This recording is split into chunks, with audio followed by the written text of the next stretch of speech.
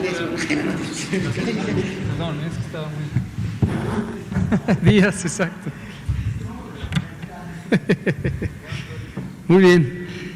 Son las 19 horas en punto del jueves 14 de mayo del año 2020. Estamos en el Palacio Nacional de México, en la Ciudad de México, y vamos a iniciar la conferencia de prensa diaria sobre la situación de COVID, la pandemia causada por el nuevo coronavirus SARS-CoV-2.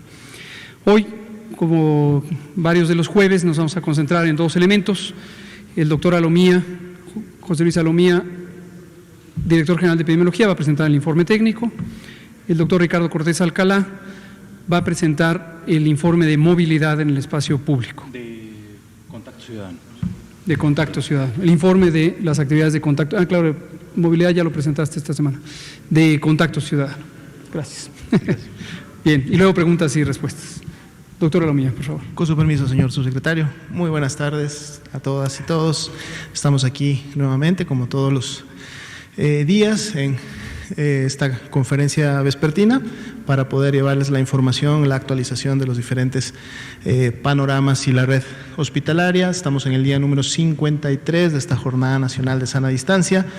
Todavía tenemos 2 semanas y 2 días por delante de esta jornada, recordando que los objetivos principales de la Jornada Nacional de Sana Distancia, cuando se implementó el pasado última semana de marzo, era precisamente disminuir la transmisión comunitaria, por lo tanto disminuir la carga de enfermedad, es decir, la cantidad de personas no solo infectadas sino enfermas, y por lo tanto a través de esto disminuir también la carga hospitalaria. Objetivos que también en conferencias previas se han evidenciado que felizmente se cumplieron con la participación y la colaboración, en este caso activa, de la sociedad mexicana.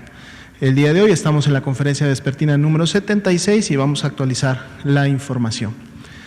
La siguiente diapositiva, por favor. Vemos rápidamente el panorama internacional. Un punto porcentual más se contrae la pandemia. Ayer era 28, hoy es 27% la carga confirmada en los últimos 14 días. Los porcentajes prácticamente entre las regiones se han mantenido similares en los últimos días, destacando que pues ya tenemos algunas semanas con la región de las Américas concentrando la mayoría de los casos, aunque igual se ha mantenido alrededor del 50%, tampoco ha habido un incremento importante en relación porcentual a las demás regiones. En la siguiente diapositiva actualizamos los números para México del día de hoy. 42.595 han sido los casos confirmados por laboratorio, es decir, es este grupo de estas 155.932 personas que hasta el momento han sido estudiadas y que su prueba de laboratorio dio positiva al virus SARS-CoV-2. Así también 86.591 personas dieron negativo a esta misma prueba. Es importante resaltar que del total de casos confirmados acumulados, solo el 24%, es decir, menos de la cuarta parte, representan la epidemia activa. Son estos 10.057 casos que dentro de este grupo de confirmados son los que han iniciado con signos y síntomas en los últimos 14 días, por lo tanto componen el motor de la epidemia en México y son las personas que en su momento podrían todavía generar transmisión secundaria y entonces mantener activa la transmisión en México como tal. 4.477 las defunciones que lamentablemente también han ocurrido a consecuencia de las complicaciones de padecer COVID-19. Veamos la siguiente diapositiva, por favor. Aquí tenemos nuestro mapa nacional, en donde identificamos en una escala de colores la carga de enfermedad, es decir, la cantidad de casos que se han confirmado desde el inicio de la epidemia en México. Esta es la carga acumulada de casos. El 65% de las entidades federativas han acumulado ya más de 500 casos, que es precisamente el color más notorio que tenemos en el mapa, y son hasta el momento solo 2 entidades federativas las que han llegado, digamos, a la máxima escala que tiene el mapa, que es más de 3.000 casos acumulados, ¿no? Y que los podemos ver claramente en el mapa, pues que son la Ciudad de México y el Estado de México. En la siguiente diapositiva vemos esta misma distribución, pero ahora en orden descendente, para que ustedes rápidamente puedan identificar los estados y los números totales para cada uno de ellos. Solamente llamando la atención que nuestra tasa de incidencia nacional, en este caso la acumulada desde que inició la epidemia, es del 33.3 por 100,000 habitantes en México.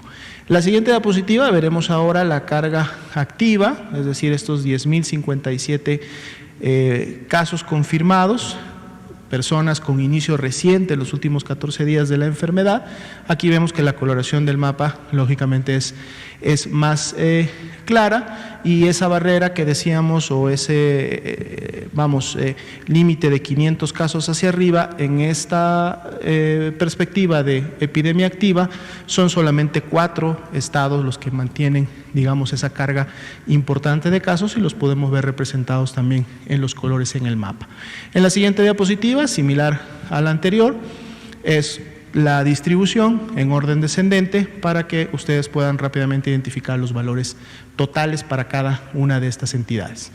La siguiente diapositiva veremos ahora sí la distribución por tasa de incidencia acumulada también por 100,000 habitantes, pero de la epidemia activa en México.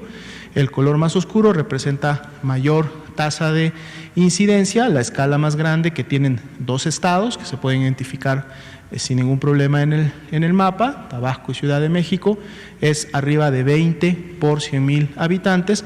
Los demás tienen menos de esa escala, y bueno, esto va incrementándose también en la medida que los casos en los últimos 14 días se mantienen activos, es decir, que la transmisión en estas entidades federativas continúe, se mantenga activa, y por lo tanto se incrementen los casos en esta temporalidad.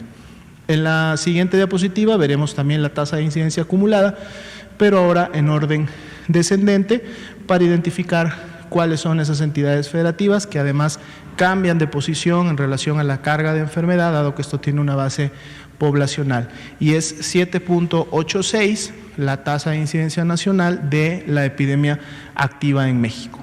En la siguiente diapositiva veremos la distribución de las lamentables 4,477 defunciones que hasta el momento han ocurrido, que tienen un resultado positivo que confirma que la enfermedad que tuvieron fue COVID-19, ya que se logró evidenciar al virus SARS-CoV-2, y así también en un color naranja claro vemos 420 defunciones que todavía están esperando un resultado de esa muestra que ingresó a un proceso en alguno de los laboratorios de toda la red nacional de laboratorios de salud pública que opera en México.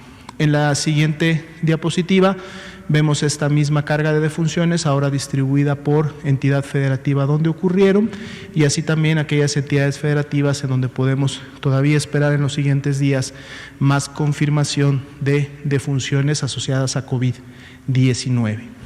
La siguiente diapositiva veremos la curva epidémica, la actualizamos todos los días en la medida como van ingresando nuevos casos sospechosos, que es el naranja claro, y cómo se van también confirmando nuevos casos de COVID-19.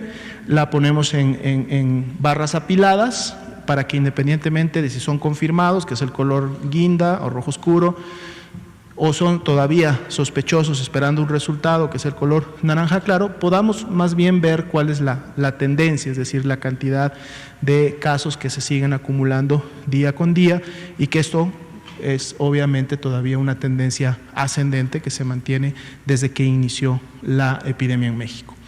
La siguiente diapositiva veremos ahora sí la carga acumulada de los 42,595, manteniendo prácticamente la tendencia que hemos tenido durante toda la epidemia en México. Importante resaltar que los casos confirmados en los últimos 24 horas, ahora sí superamos la barrera de los 2,000, es la primera vez que lo hacemos, y lo hacemos de hecho con 2,409 casos. Dado que los casos acumulados han ido incrementándose, estos nuevos casos confirmados representan solo un 6% de lo que se tenía acumulado de manera anterior, y podemos ver claramente en las barras naranjas que precisamente esta barra con fecha de hoy, que representan estos 2,409, sería la barra más alta que hemos tenido de todos los demás días en donde se han estado confirmando casos. En las siguientes diapositivas veremos precisamente ahora la disponibilidad y la ocupación hospitalaria. 97% la tasa de notificación con corte al día de ayer a la medianoche, 708 de 730 hospitales COVID que están notificando a esta red. Nos dijeron que hay 14.508 camas IRA general disponibles y que 7.946 camas IRA están ocupadas. Por lo tanto, el porcentaje de ocupación es de un 35%. Se incrementó en un punto porcentual del día de ayer para hoy la ocupación hospitalaria de camas generales. Si vemos la distribución de esta ocupación o disponibilidad en el territorio nacional, que es la siguiente diapositiva, vemos cómo ese 35% se distribuye de manera diferente en cada una de las entidades, mientras que hay al menos la mitad o más de un poco más de la mitad de las entidades todavía tienen una gran disponibilidad de este tipo de camas, pues hemos estado dando seguimiento puntual a entidades federativas como la Ciudad de México, el Estado de México, Baja California, Guerrero, Veracruz, Sinaloa, que tienen en su momento 40% o más de ocupación, ¿no? Lo que quiere decir que lo que falta es poco de disponibilidad. Recordando que esto también cambia día con día y hay siempre una ecuación que se va dando entre los pacientes que van egresando y las camas que se van reconvirtiendo o expandiendo para generar mayor capacidad, y por eso es importante este monitoreo, que más allá de poder sí presentar los números en esta conferencia y transmitirlos también a la población, este monitoreo y esta red IRA realmente está operando de manera diaria en las entidades federativas con personal que vigila y monitorea esta ocupación, precisamente para poder contribuir rápidamente, uno, a definir y reorientar recursos, tanto de ventiladores como de camas, como de personal, como de insumos en las entidades federativas en donde se deba de incrementar la capacidad, pero también en el tema de la transferencia o el traslado de pacientes que necesitan estas camas entre las unidades que las operan. En la siguiente y última diapositiva vemos también esta distribución, pero ahora enfocadas a las camas críticas, aquellas que se utilizan para atender a los pacientes más graves, aquellos que requieren de un ventilador mecánico porque tienen ya una falla pulmonar, y bueno, 29% es la ocupación a nivel nacional, e igual vemos cómo se distribuyen en las diferentes entidades federativas, siendo también la Ciudad de México, Sinaloa, el Estado de México y Baja California las que mantienen una ocupación por encima del 40%, y que gracias a la reconversión y expansión de la que acabamos de mencionar, pues tanto Ciudad de México, Sinaloa y México han podido en su momento incrementar la disponibilidad de este tipo de camas, que son lógicamente las que se utilizan o deben de estar siempre disponibles, sobre todo cuando estamos en la mayor expresión de la epidemia, es decir, en el acme o en el pico, como ha sido el caso de ya algunas de estas entidades federativas. Sería la actualización para el día de hoy. Gracias, doctora Lumía. Doctor Ricardo Cortés, si es tan amable. Muchas gracias, subsecretario. Muy buenas tardes a todas y todos, sobre todo en casa, todas y todos los que nos están viendo desde su televisor, dispositivo móvil, tablet o computadora, lo que sea. Muy bienvenidos, muchas gracias. Vamos a ver la actualización semanal de las múltiples herramientas que tenemos de contacto con la ciudadanía para abrir estos canales de comunicación. Uno de los principales, como ya hemos hablado, es la página web creada específicamente para este efecto, que es www.coronavirus.gov.mx. Al corte de hoy tenemos un total de más de 17 millones y medio de personas que han ingresado, diferentes personas, son usuarios, es importante, son 17.5 millones de personas diferentes que han entrado a nuestra página web, el 96% de ellos dentro de nuestro territorio nacional y el 4% fuera de el territorio mexicano. El segundo lugar es con un alrededor de 2%, personas que viven en los Estados Unidos de América. Este número de personas, estas 17 millones y medio de personas han visitado un total de 37.3 millones de visitas a la página www.gov.mx. Importante también el hecho y dato histórico de presentar datos abiertos nominales, anonimizados, para que la comunidad y la ciudadanía y ustedes también como profesionales de la comunicación puedan descargar la base de datos abierta y hacer análisis que pueden servir para su trabajo como profesionales de la comunicación o también para la comunidad que analiza estos datos y puede hacer estudios, puede escribir artículos científicos que al final de cuentas pueden también servir para la toma de decisiones tanto a nivel nacional como a nivel internacional. Esta página de datos abiertos COVID-19 que nos apoya el CONACYT para mantenerla y para hacer estos análisis, ha tenido un total de visitas de 3.3 millones de descargas de la base de datos, visitas, análisis de los mapas, porque esto es importante. Porque también cuando damos, como lo expliqué en otra ocasión, para quien lo haya visto, lo esté viendo por primera vez, en los comparativos podemos ver mapas, un mapa de México en donde podemos seleccionar 2 o 3 estados y se grafican encimados los datos de un estado con otro para hacer las comparaciones que cada uno quiera realizar. El tráfico hacia la página www.coronavirus.gov.mx llega a través de diferentes medios. Por ejemplo, a través de YouTube han llegado un total de 4.7 millones de personas, a través de Facebook 2.8 millones y así a través de diferentes aplicaciones o en la búsqueda directa en los diferentes buscadores de Internet que existen en el mercado. La siguiente, por favor. Tenemos en la página www.coronavirus.gov.mx una nueva sección, es una sección sobre salud materna. El Centro Nacional de Equidad de Género y Salud Reproductiva, a través de su directora general, que ya conocen, la doctora Carla Berdichevsky, se ha dado cuenta con el análisis de información y el reporte, importante, el reporte de los estados, que los servicios de salud materna han dejado de utilizarse, y esto es importante porque sabemos que las personas embarazadas, las mujeres embarazadas que puedan enfermar de coronavirus están en un mayor riesgo de presentar complicaciones. Entonces, este sitio, esta sección del sitio se diseña para otorgar más información, para saber a dónde se pueden acercar, a dónde pueden llamar. Hay que recordar el número también 800 materna, que sirve para reportar casos de personas embarazadas graves que requieren de una atención inmediata a su salud para evitar una mortalidad materna. La siguiente, por favor.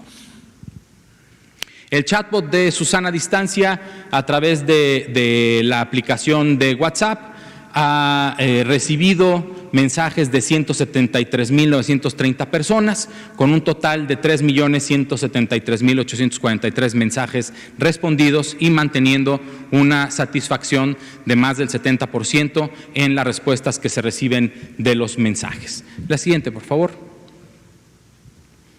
El impacto que tenemos en redes sociales, los comunicados técnicos que se emiten a través del video, que nos apoya la vocería de Presidencia de la República para realizarlos, impactaron el del 8 de mayo, han sido vistos por más de 23 millones de personas.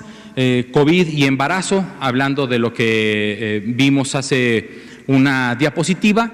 El pasado 9 de febrero fue el Día Nacional de la Salud Materna y Perinatal y se ha hecho comunicación también sobre cuál es la relación entre maternidad y COVID, embarazo y COVID y los riesgos que esto implica. Más de 17 millones de personas revisaron esta publicación particularmente. La conferencia de prensa del 11 de mayo alcanzó a más de 15 millones de personas y a través de Twitter, el comunicado técnico, la conferencia de prensa del 10 de mayo de pregunta del doctor Gatell con las mamás y la conferencia del 6 de mayo con sus totales de personas alcanzadas en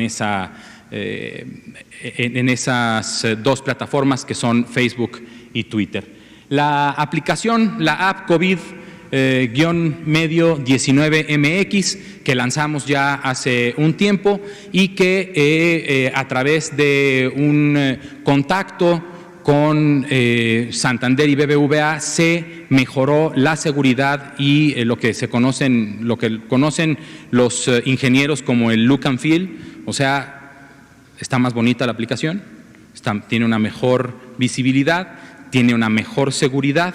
Se utiliza ahora un mensaje SMS para que se asegure que es la misma persona que está utilizando el dispositivo quien está solicitando ingreso. Ahora tenemos un total de 37,000 personas que han decidido otorgar sus datos personales a través de esta aplicación y que nos han dicho cuáles son sus comorbilidades para poder darles la mejor información. En total, el 30% de estas personas dicen o refieren vivir con obesidad. Lo que está entre paréntesis es el dato de la prevalencia de la enfermedad, la prevalencia de obesidad en México en adultos en SANUT, en la Encuesta Nacional de Salud y Nutrición 2018. Hipertensión han referido el 13%, el dato de la Encuesta Nacional de Salud y Nutrición es del 18.4%. Diabetes nos han reportado, de estas 37,000 personas, nos han reportado un 7.8% y comparado con en SANUT es el 10%. Mujeres embarazadas, seguimos reportando un dato de menos del 1% de personas en estado de embarazo que han otorgado y han utilizado la aplicación. Hay muchas más personas que han descargado la aplicación, de las que tienen la confianza de utilizarla, de otorgar sus datos para darle seguimiento. Invito a todas y todos a utilizar la aplicación que ya descargaron. Miren la cantidad de descargas que llevamos por cada sistema operativo, ¿sí? Para que la utilicen y tengan la confianza de que sus datos están protegidos por la ley. Esta aplicación también la hemos desarrollado con el apoyo y el sustento del Instituto Nacional de Acceso a la Información y sus datos están protegidos y van a servir para poder tomar mejores decisiones. La siguiente, por favor. El número 800-0044-800 en los últimos 7 días ha recibido un total o recibió un total de 34,193 llamadas, de las cuales 2,401 solicitaron información básica de COVID, que, como ya lo he comentado, también la pueden obtener a través de la página de internet, pero tenemos otros canales de comunicación como el teléfono o el chatbot de Susana Distancia. 16,105 personas se reportaron como con síntomas de sospecha de COVID. 2,100 personas refirieron tener autodenominarse como con síntomas graves y se derivaron al número 911, y un total de 2,907 personas marcaron este teléfono buscando una ayuda emocional y se derivaron a la línea de la vida, que también pueden marcar de forma directa. La siguiente, por favor, si hay alguna, es la última. Muchísimas gracias. Gracias, doctor Ricardo Cortés. Vamos a pasar a las preguntas y respuestas. Antes quisiera aprovechar para agradecer a 2 colegas que raramente mencionamos, pero siempre estamos muy conscientes de la importancia de su trabajo. Aquí a mi lado izquierdo verán un cuadrito de fondo rojo y nuestras compañeras que nos apoyan con el lenguaje de señas mexicanas y hacen un trabajo espléndido, sumamente profesional y además extraordinariamente útil para que esta conferencia de prensa llegue a las personas que necesitan una comunicación a través de señas. Ellas son Magali Guzmán y Gloria de la Parra, a quienes agradecemos a nombre de todo el equipo muchísimo su colaboración. Gracias, les pido un aplauso.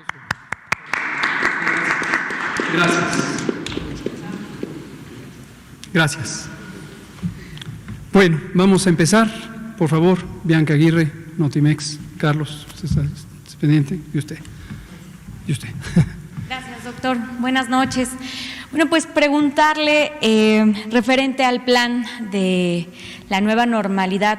Doctor, ¿no será muy precipitado tomar esta decisión, dado que estamos en la etapa donde hay más altos contagios y un plan de la nueva normalidad significaría estar en escenarios de aglomeraciones? Por favor. Muchas gracias. Gracias por la pregunta, porque quiero aprovecharla para puntualizar algunos elementos, además de, desde luego, responderla de manera explícita. Cuando hemos tenido cambios en el proceso durante la pandemia en México, cambios de intervenciones, tanto de prevención como de control, como de vigilancia, siempre los anunciamos con antelación. Así lo hemos hecho durante la fase previa al primer caso, luego cuando tuvimos el primer caso, luego cuando entramos formalmente a toda la fase 1, cuando íbamos a pasar a la 2, cuando íbamos a pasar a la fase 3, etcétera. Y ahora estamos anunciando desde este momento cumbre de la epidemia, momento cumbre porque estamos en el punto de más rápida presentación de casos nuevos y consecuentemente de casos o de personas que requieren hospitalizarse y consecuentemente de un reto mayor sobre el Sistema Nacional de Salud, la capacidad hospitalaria y consecuentemente también por esta velocidad de presentación de personas enfermas, que a su vez es traducción de los contagios de 7 días atrás, de funciones. Entonces, quisiera contextualizar mi respuesta en esto, dirigiéndome a la sociedad. Este es un momento el más difícil en esta primera ola de la enfermedad, de la epidemia, y no debemos perder de vista el reto que eso implica, reconociendo por un lado, como lo hacemos frecuentemente, el trabajo dedicado, comprometido, solidario del pueblo de México, que ha estado muy consciente en su enorme mayoría de este reto desde la fase 2, cuando enfatizamos quédate en casa, todos estos días que hemos enfatizado quédate en casa y que se han quedado en casa, a pesar de las grandes dificultades que implica quedarse en casa cuando se tiene que salir a conseguir el sustento diario, como comentábamos extensamente ayer. La otra cosa que quiero también poner en perspectiva es el significado del sufrimiento humano en las personas enfermas, en sus familias y desde luego en las familias que pierden a un ser querido. Es un sufrimiento verdaderamente muy grande, difícil de describir. Yo creo que no hay palabras para describir la pérdida de un ser querido. Tenga cualquier edad, tenga o no enfermedades, haya sido relativamente cercano o no tan cercano. Entonces, debemos estar también compartiendo esa experiencia con un ánimo de respeto, de solidaridad y de compasión hacia las familias que sufren esa situación. ¿Por qué digo todo esto? Por varias razones. La primera es porque cuando uno presenta una información como esta, vamos a transitar eventualmente a una nueva normalidad. Esto puede resultar importantemente inquietante para las personas que sufren, para las personas que han perdido a sus seres queridos, para la sociedad en su conjunto, que está consciente de lo que está ocurriendo y que tiene un temor absolutamente legítimo, absolutamente comprensible de ser parte de la epidemia, de sufrir la enfermedad o de que sus seres queridos la sufran. Estamos conscientes de eso. ¿Por qué creemos que es importantísimo anunciar, como lo hemos hecho en cada momento, con antelación las cosas? Precisamente, y aquí empiezo a responder a su preocupación, que sé que no es de ustedes, de la sociedad mexicana, porque hay que prepararnos. No podemos estar perpetuamente en este estado de confinamiento, por lo que también hemos explicado repetidamente las consecuencias adversas que tiene en otros sentidos, no menos humanos, no menos importantes, las personas que están sufriendo una adversidad económica importantísima, que llevan semanas, que llevan meses sin tener su fuente de sustento, y no solamente la parte económica, el tener una percepción que les permita comprar los alimentos, sino que se han perturbado las vidas de todas las personas que estamos viviendo en este país. Ahora, aquí aprovecho la pregunta para hacer aclaraciones, puntualizaciones de cosas que podrían estarse confundiendo. La primera es, no vamos a abrir mañana, ni hoy. La Jornada Nacional de Sana Distancia le quedan todavía 17 días para llegar al término que fue planteado como fecha referencial de término, que es el mes de mayo. Para poder llegar con suficiente tranquilidad, y tranquilidad me refiero a la confianza basada en la evidencia, basada en las predicciones, basada en el cuidadoso análisis de la información todos los días, de que no vamos a tener un riesgo mayor, un riesgo sustantivo, significativo de que reemerja la epidemia, tenemos que prepararnos. Y eso lo que implica es que exactamente ahorita que estamos en el acme, en el punto máximo de la epidemia, en la cumbre de la curva epidémica, no podemos relajar las medidas.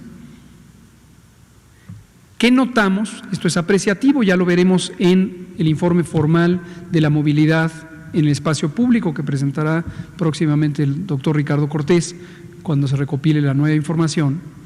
Pero apreciativamente notamos que con solo haber anunciado, o coincidente con el haber anunciado la siguiente fase de reapertura, de desconfinamiento, de regreso a una nueva normalidad,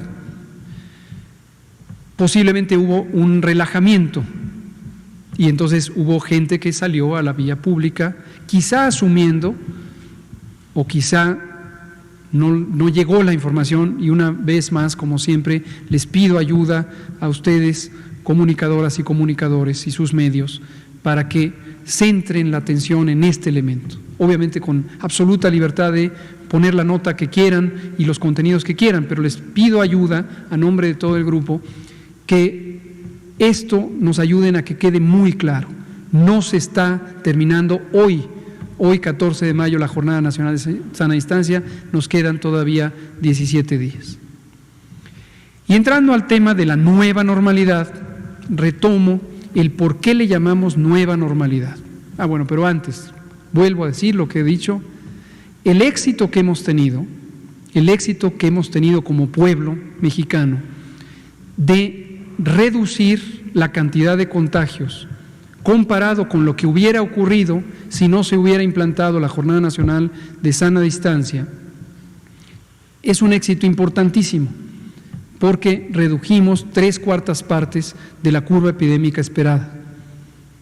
Y esto nos ha permitido llegar a este momento sumamente retador, no deja de ser retador, con un sistema de salud expandido que pasó, hemos dicho los números, de cerca de 1.400 camas a 8.500 camas, con equipamiento, con personal, con contratación de 40,000 trabajadoras y trabajadores de la salud, etcétera.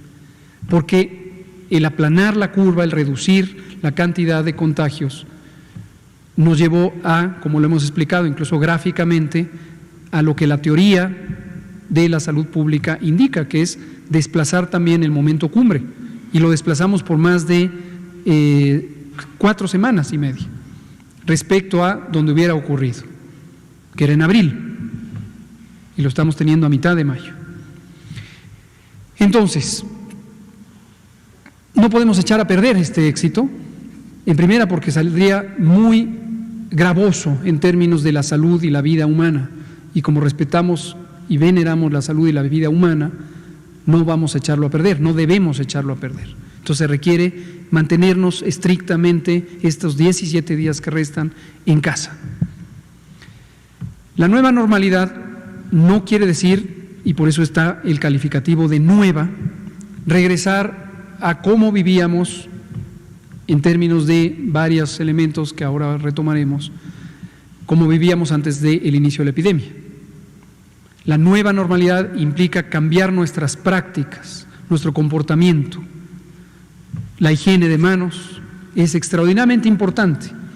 Pareciera algo muy simple, pero si nos lavamos las manos continuamente, 10, 12, 15, 20 veces al día, donde no hay agua y jabón, con alcohol gel, esa es una medida de higiene que desde hace más de casi 200 años se conoce como una medida preventiva universal para la prevención de enfermedades infecciosas.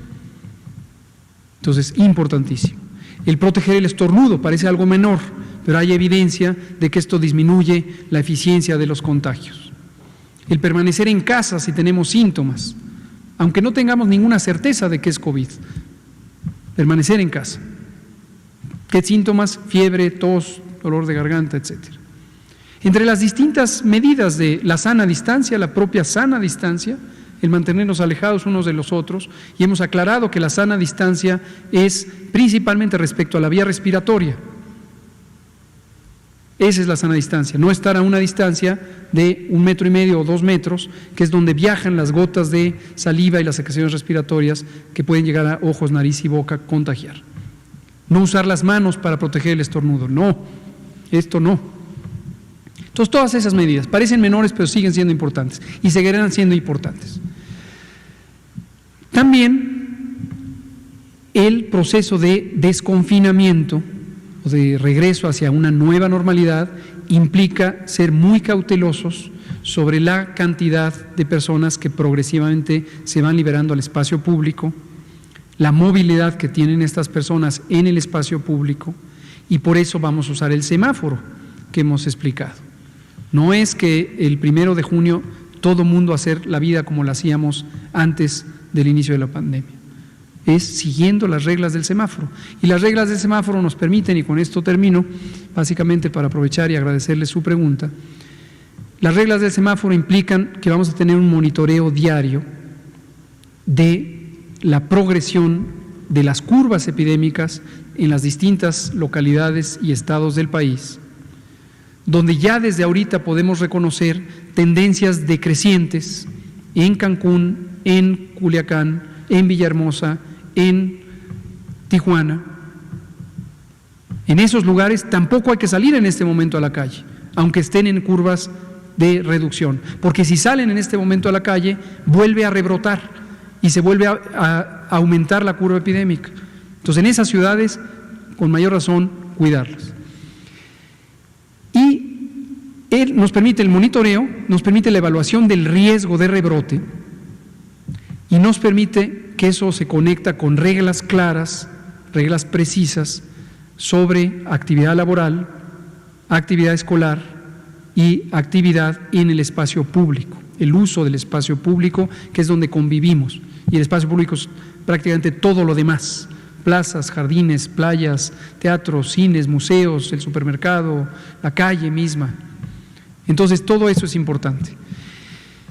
Entonces, expreso mi reconocimiento de empatía con las personas que están preocupadas de escuchar que vamos a salir y escucharlo precisamente en el momento cumbre de la epidemia, pero les reitero, no es hoy, es en 17 días y es en un proceso calculado y estudiado que va a estar sujeto al semáforo y que van a seguir actividades quizá de similar nivel de restricción en varios estados y ciudades, pero ahora directamente implantados por la decisión de las autoridades sanitarias de los estados, que son las señoras y señores gobernadores.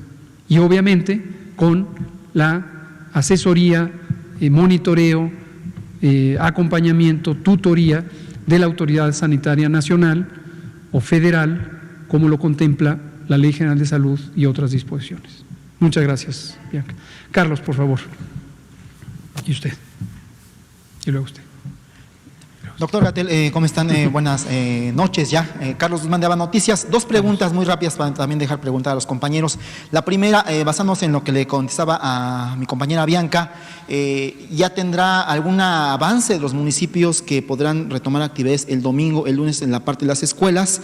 Siendo que usted ha reiterado, y es importante que lo haga en este foro, que los gobernadores tomarán la decisión final en el caso como autoridad sanitaria local.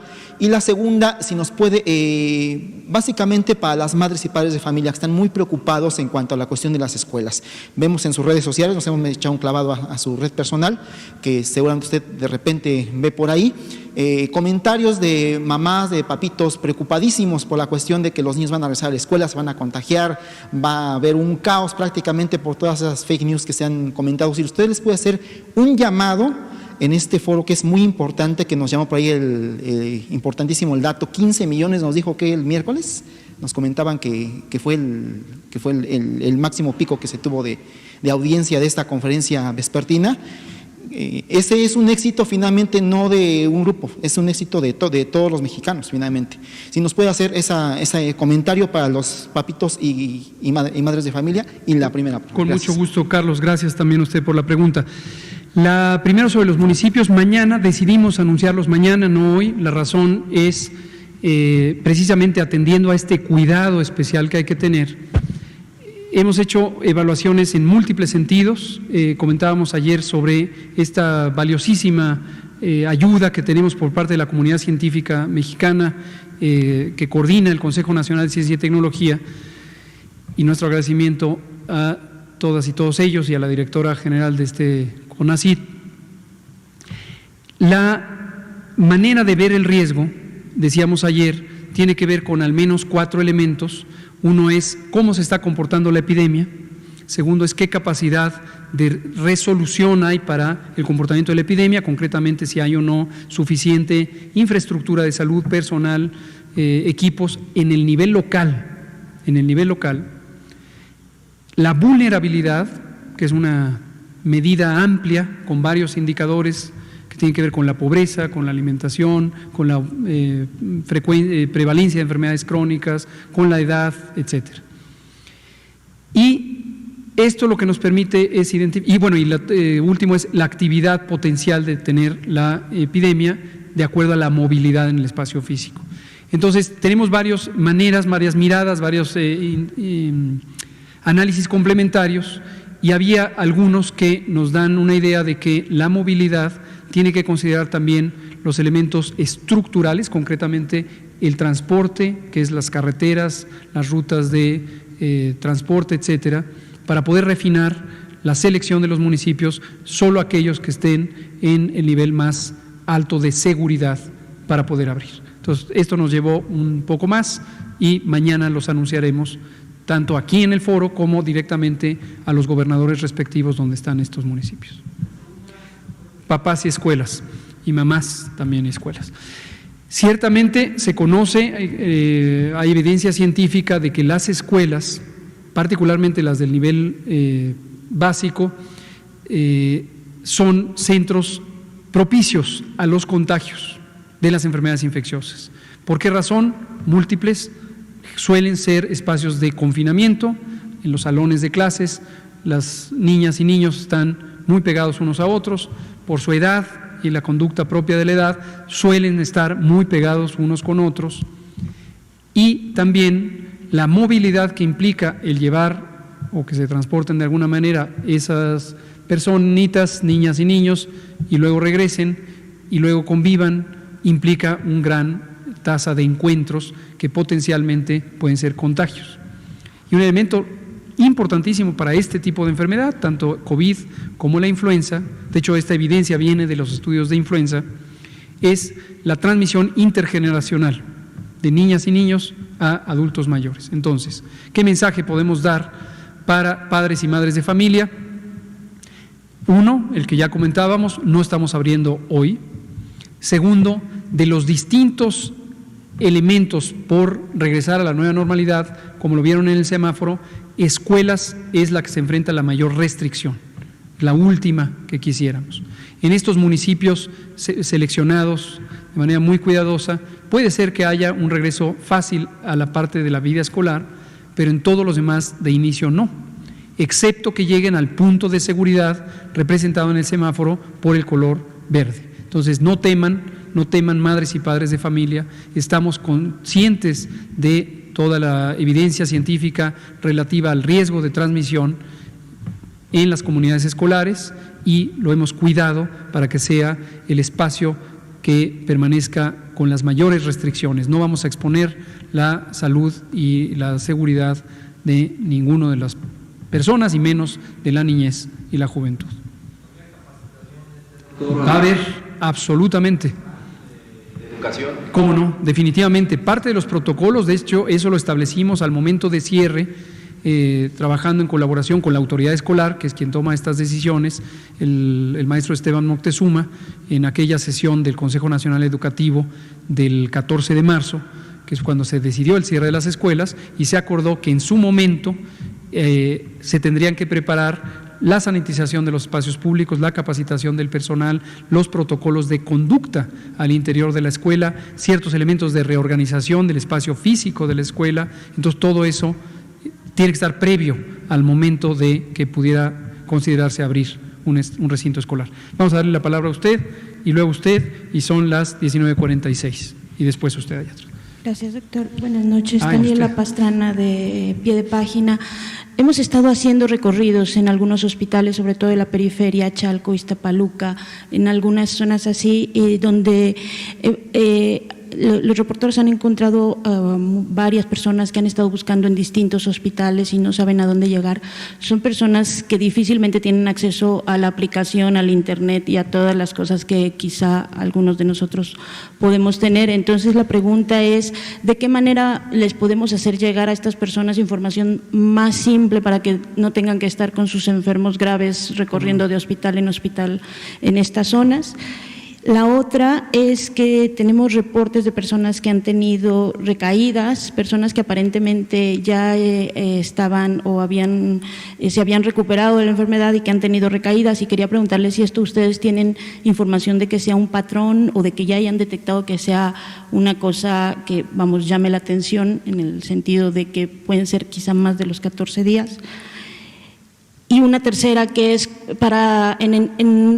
en el entendido de que tenemos un sistema de salud que tiene muchas carencias a pesar de todo este esfuerzo, y de que la mayoría de las familias de este país tiene a una persona hipertensa, diabética, adulta mayor, obesa y demás.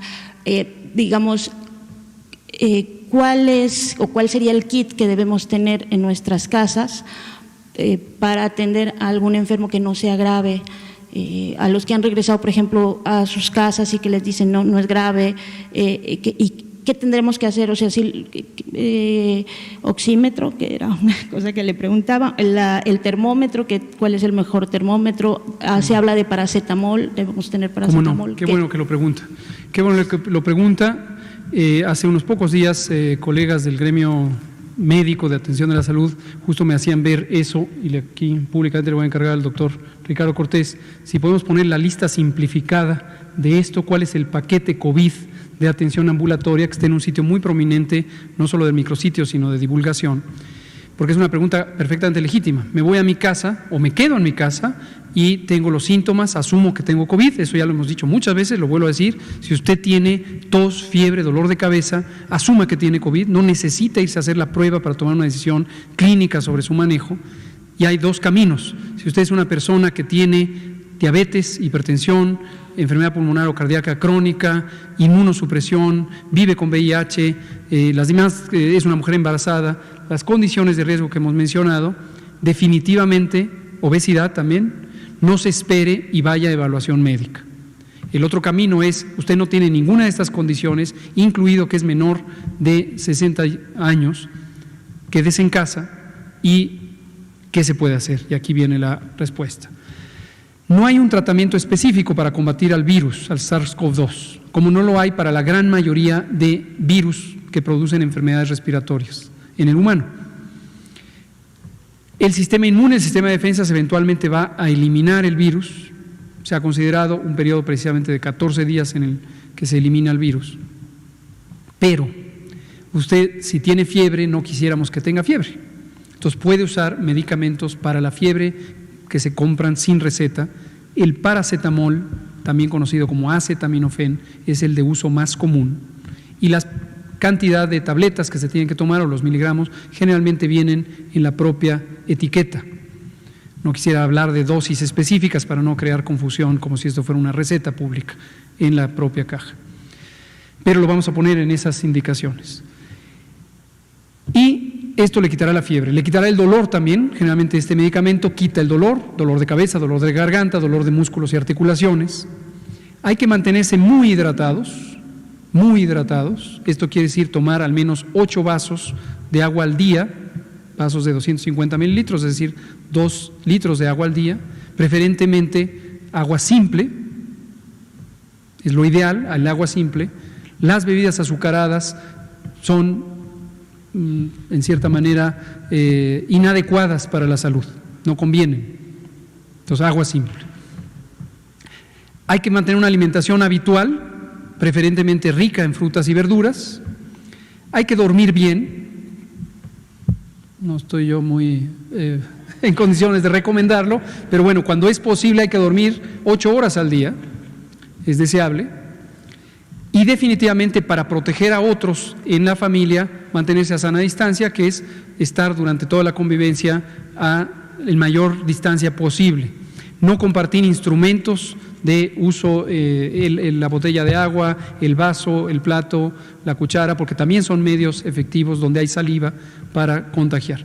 Pero vamos a poner esa explicación de manera simple. Ahora, termino con la alerta.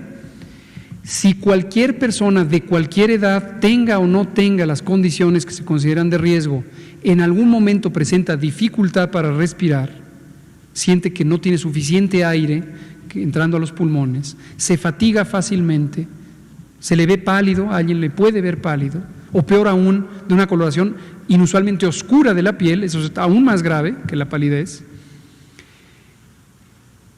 debe ir al hospital inmediatamente, porque esto habla o somnolencia persistente, debe ir al hospital a ser evaluado, porque podrían ser signos de que está teniendo el curso de complicaciones del COVID. Esas serían mis recomendaciones. Hizo otras preguntas, pero a lo mejor van a quedar. Sobre los hospitales, también nuestra absoluta simpatía. Hemos visto estas situaciones y estas escenas de angustia de las familias. 911. Hay que llamar al 911. Efectivamente, aunque ya es cada vez más común el tener acceso a alguna aplicación móvil, no tenemos que asumir que eso existe. 911. Y si usted ve a una persona en necesidad, por esta o cualquier otra razón en la calle, que necesita apoyo de emergencia, 911. En todo el país funciona el 911, y desde el inicio de la preparación, en el mes de febrero, hicimos un ejercicio específico de entrenar al personal del 911. Y existe una red de centros reguladores de urgencias médicas en el país que están interconectadas con el 911. La misión que tiene el 911, el personal de este centro de emergencias, por cierto, mi agradecimiento a todas y todos los trabajadores de este sistema, es canalizar a la persona y decirle: en este momento puedes encontrar un acceso a hospitalización en este hospital, de acuerdo a dónde está. Es una asesoría telefónica, ¿no? Y es importante, ¿por qué hacer énfasis en el uso del 911?